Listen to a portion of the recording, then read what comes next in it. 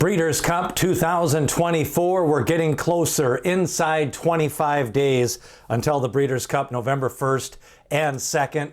Let's start getting down to the nitty-gritty. Today's show, we're going to talk about the top 10 Breeders' Cup Classic contenders. We still have about 13 horses considering the Breeders' Cup Classic. A couple of runners are torn between the Dirt Mile and the Breeders' Cup Classic.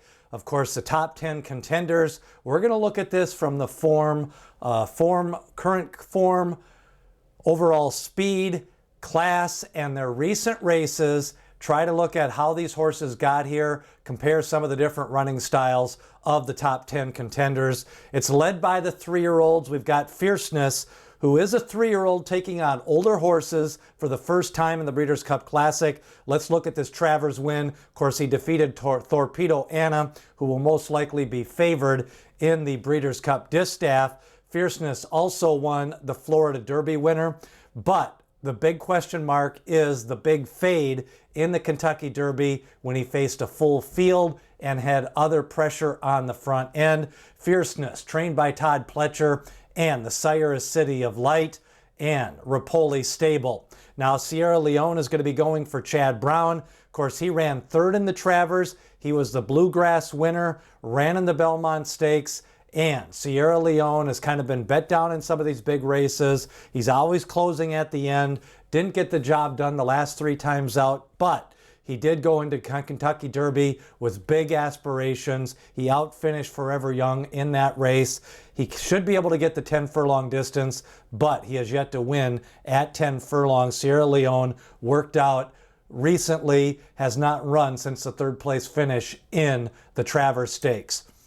Meanwhile, you've got City of Troy. He's going to be coming over from Europe, and he worked out at Southwell on the dirt. That was his first main work on the dirt. Of course, he's ran 7 times, 6 wins, trained by Aidan O'Brien, who is looking for his first Breeders' Cup Classic winner. And City of Troy will be running on dirt for the first time when he comes over for the Breeders' Cup Classic on Saturday, November the 2nd. Another runner to take a look at. Recent form is good. Tapit Trice, he won the Woodward. Now, the disadvantage, it was a 4-horse field, but it was a sloppy track. Now, most likely at Del Mar, you're going to get a dry, fast surface. He did win the Monmouth Cup. He ran in the Kentucky Derby last year as a 3-year-old. He did win the Tampa Bay Derby as a 3-year-old. Tapit Trice, tamed by Todd Pletcher. Kind of had some good overall races. Ran in the Travers Stakes last year as a 3-year-old.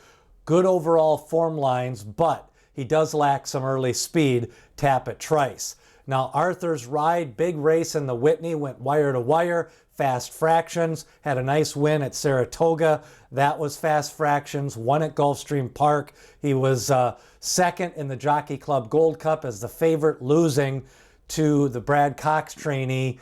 And overall, Arthur's Ride going to have a little bit of a break. He had a quick turnaround in the Jockey Club Gold Cup, a little bit more of a break before the Whitney, and now he gets a little bit of a break before the Breeders' Cup Classic, trained by Belmont. Now, Highland Falls did win the Jockey Club Gold Cup. He defeated, after pressing the pace all the way around Arthur's Ride, was bet down that day a little bit. Brad Cox trains. Now, he did lose to Tapit Trice at Monmouth, so he's had some in and out form. Lost to Stephen Foster, Highland Falls, also losing to Skippy Longstocking at Oaklawn Park this year. Highland Falls brings in some good races. Should like the 10 furlongs. He's by Curlin. He's still kind of lightly raced, but probably comes in off a career best race in that Jockey Club Gold Cup at 1.25 miles. The Japan contingent will be strong this year. They could be as many as 3 deep, led by Forever Young. He won the Japan Dirt Cup in his most recent start, 1.25 miles in 2:04. He had missed a little bit of training time before that race. It was a good prep race overall. He was 3rd in the Kentucky Derby. Here he is winning that Japan Dirt Cup. Forever Young, Mr. Yahagi, the trainer, and always won the Saudi Derby and some other big races in Japan as a 2-year-old. Now, Ushba Tesoro, Second in his prep race, chased down the lone speed, couldn't quite get there. He defeated Derma Sagaki in that race, who Ushba Tesoro was also fifth in the Breeders' Cup Classic in 2023. Ushba Tesoro always fires a good race, won that Dubai World Cup last year, coming from off the pace. Overall, he has kind of a closer running style, and Ushba Tesoro had that nice prep, ships in to Old Del Mar for the Breeders' Cup Classic. He'll probably be right around 10-1 in the Breeders' Cup Classic this year. Derma Sagaki always fires a good race, getting up there now. He's 6 years old, ran in the Kentucky Derby. He was fifth in the prep race. He lost behind Ushba Tesoro, but it was a good prep. Fifth in the Saudi Cup earlier this year. Second in the Breeders' Cup Classic last year. Another one that fires good races off the bench.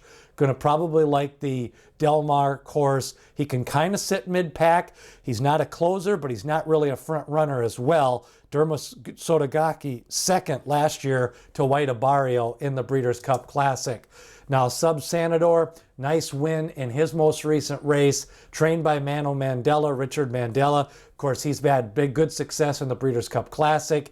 He won the California Crown. That was a three-horse driving finish, got the head down. Now, National Treasure could go to the Dirt Mile, and still under consideration a little bit for the Classic, but looks like most likely going to be the Breeders' Cup Dirt Mile.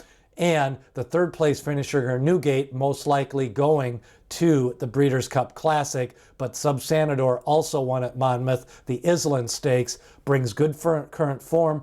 2 wins in a row going into the Breeders' Cup Classic. Other contenders still considering the Breeders' Cup Classic. You've got Seize the Gray, the Pat Day Mile winner. He won his last race at Parks. That was at 1 1/8, but he may be going to the Dirt Mile. Senior Buscador, of course, won the Dubai, the big race over in Saudi. Always runs well, ran in the Breeders' Cup Classic last year. You've got Mixto, a winner last time out. Been training forwardly for trainer Doug O'Neill. Distance pedigree. Those are some other contenders still for that Breeders' Cup Classic. And again, as many as 13 to 14 horses considering the Breeders' Cup Classic with some of the different running styles. So those are a look. Remember, we've got free racing picks for the Breeders' Cup both Friday and Saturday. Future Stars Friday, Breeders' Cup Saturday, it's free. We'll have racing picks every Saturday up until then. If you've already signed up, you're good to go. And look for that on Saturday mornings after scratches. And also remember, channel memberships are now available. Sign up, $9.95.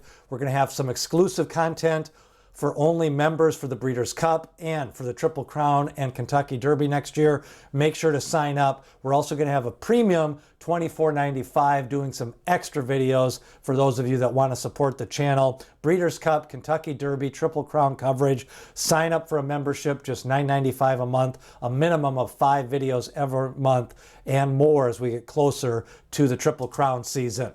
Who are your classic contenders? 14 unforgettable races, 1 unforgettable weekend. Breeders' Cup 2024. D. Wayne Lucas always says, people have opinions, horses have the facts.